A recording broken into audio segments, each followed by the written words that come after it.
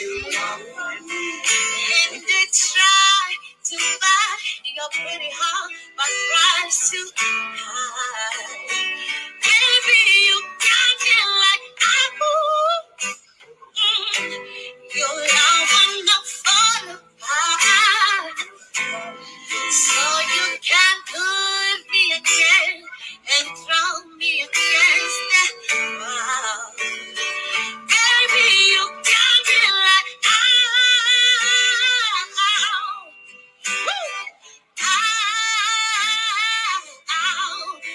won't you stop loving me? Don't quit loving me. Just stop loving me, yeah. I'm dead. I'm the falling high. Just to get close to you. And I run for miles just to get a taste. Must be love on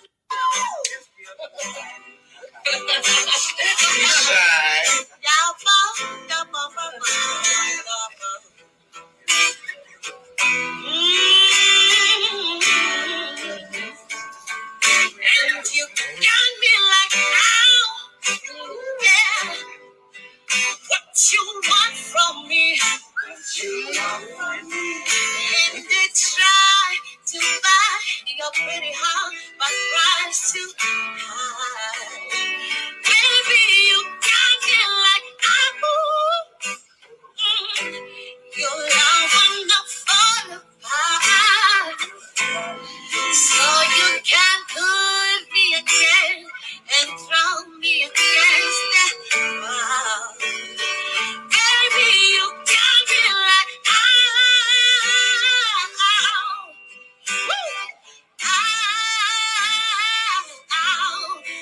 won't you stop loving me? Don't quit loving me. Just stop loving me, yeah. I'm dead. I'm the falling high. Just to get close to you.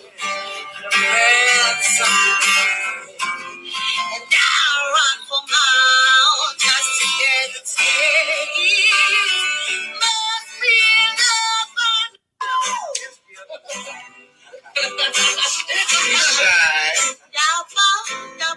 This is Black Titanic. Hit that like button, share, and subscribe. Coming up on Black Lounge, you guys. I don't know if y'all can see this. This is the part where that barber said that he gonna rent. Y'all see that? Y'all see that, don't y'all? Down there is black.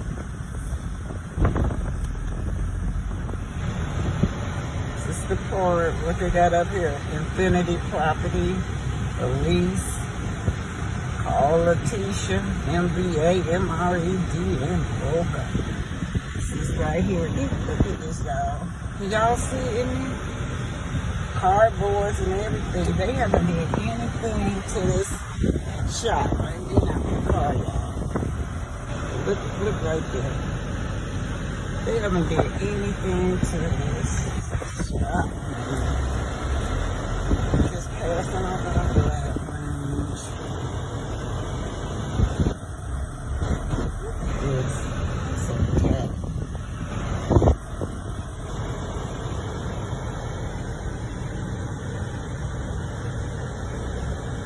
Yes, it's good time. Black Lounge.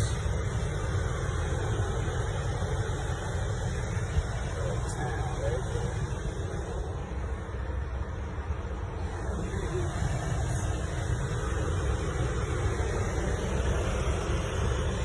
It's so tight.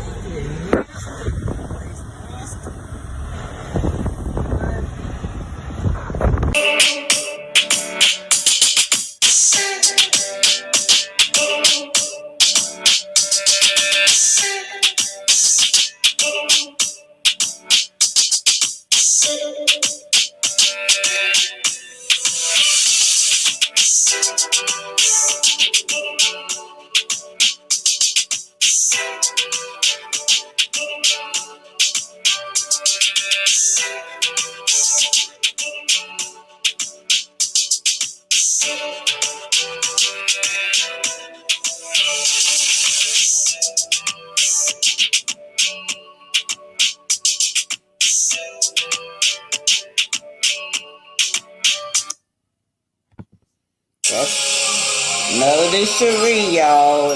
J. Golden Collection. Oh, yeah, she launching some new 7th Avenue.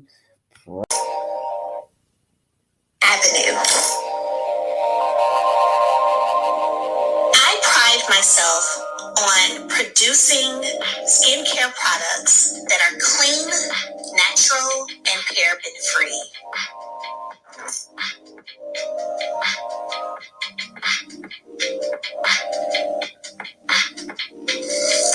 Seventh Avenue Premier Skincare, where beauty is the destination.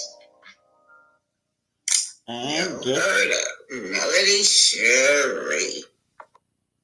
Okay, interviewing with Destiny. Now he's asking her, where do you stand with Melody? They stand where they were left a year ago, a little over a year ago. You two don't talk. Mm-mm. Do you miss your friendship with her? I still have love for Melody Hope, and I really think that time in our lives, we both were really hurting, and we leaned on each other. And they talk about trauma bonding. We leaned on each other through some hard things. But one of the things that I learned about that relationship is that when someone wants to exit your life, you let them do it expeditiously. You call them their damn Uber and pack their bags and let them go on about their way. And that's what she did, Destiny, because you were with her ex. You knew her ex was dogging her out, Destiny. But like you said you was his friend. You was not her friend. You reminded her that you knew him before you knew her for years, and you were not finna quit being friends with him. And you were going behind her back, talking about her with her ex. You were going behind her back, spreading things with her ex. And also, you would be visiting her ex early morning hours and traveling with her ex. At the time, they were not even divorced. They were going through some high emotional drama stuff, and you were right there. And you were taking sides. You were on his side. She needed somebody to lean on. She was hurting. Yes, she needed you. She needed your friendship. But what you do?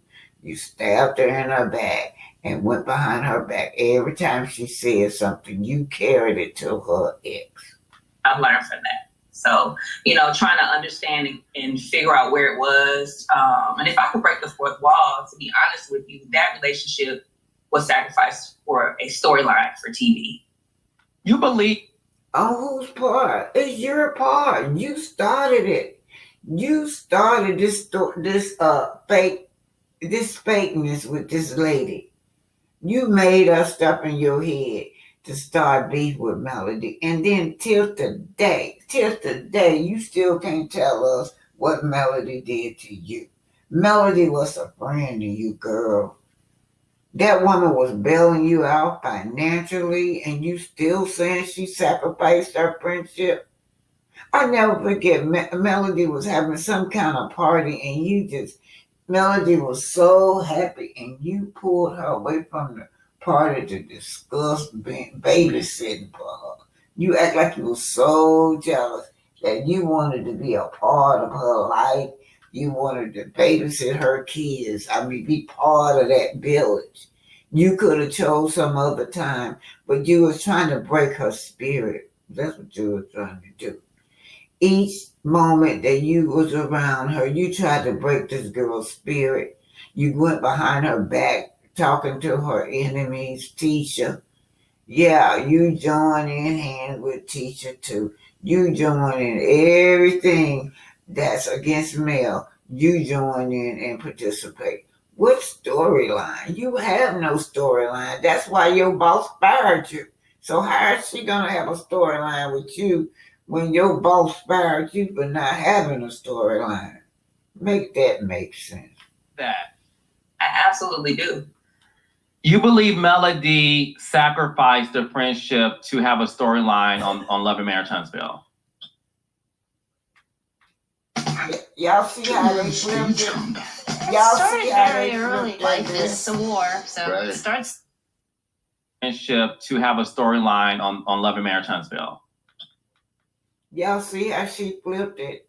She's everybody. Melody been everybody's storyline season after season. That's why the fans been on you, Carlos, about allowing them to all gang up on this woman and have this woman as a storyline. And Kiki told us what y'all planned. She told us the plot was to go after Melody. That way you'd be talked about all the time. Kiki told us that's what everybody plotted to do. I'm going to ask you a question. Do you know, or does anybody in the world on the cast know why we're no longer friends?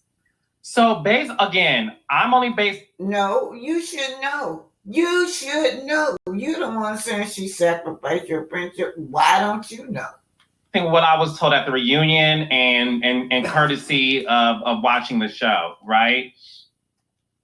It appeared two things were happening, and I would love for you to address it, debunk it, confirm it, whatever you want to do, right? I was told that a couple of things happened. First things first was Melody said when she was going through a divorce, so we're talking about women going through a divorce like yourself, you really don't know what's going on. You don't know who you are in terms of like whether you're coming or going, because it's the most devastating thing a woman can go through outside of death. But they did say divorce is like a death.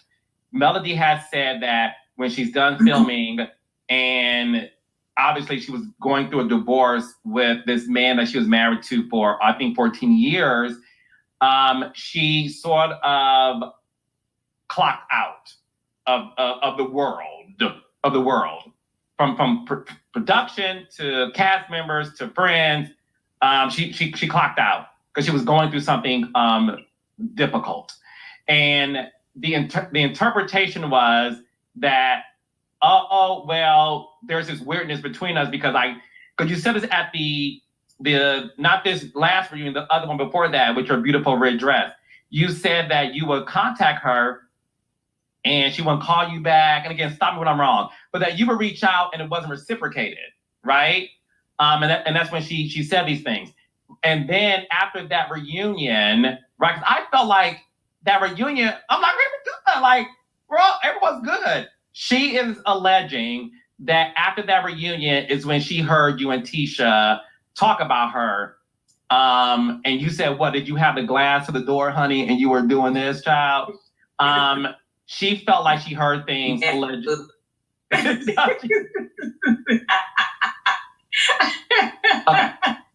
She alleged that she heard you and Tisha talk about her negatively. And you two had a scene at the coffee shop addressing it.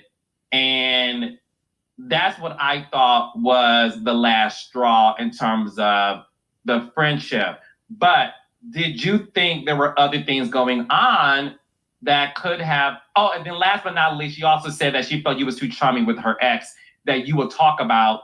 that she would talk to you about confiding. And here I am confiding in Destiny about what this man is doing to me. And she alleged that one time you were on the phone with her, Martell clicked in. You said, girl, this is Martell. Let me call you back.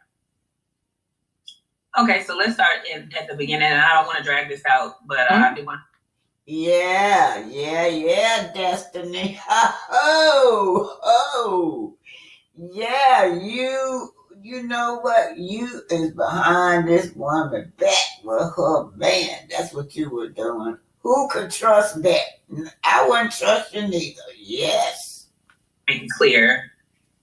After the LA situation and what the cup to the door situation, we had to sit down. We had to sit down. Outside of that, we went to brunch, we talked. It was stated that I don't think you were talking crap about me. It was who you were talking to. And from that reunion where I had the red dress on, a maroon dress on, it was she realized in that moment that her and Tisha hadn't gotten to the space that she thought they were in. And that at that moment, she declared her enemy. So again, nobody is privy to that until I sit down or I wasn't until I sat down with her at that brunch outside of cameras and everything. And so we came to an amicable place after that, talked about the breakup she was going through. Is this off camera? It's off camera. Okay. And after that, she came to my house, and then the next thing I know, we're beefing at the coffee shop. So there was nothing but before that. It was a conversation after LA, and it was, we're cool. And then it was, that's why you saw me like, what? Oh, here we go. Like, what is this? Because I just didn't understand it, and I don't know where it came from. But, you know, and then the whole thing with the chummy situation, like, let's let that be dead. Like, come on now. I'm probably one of the only female friends Martell got that he ain't.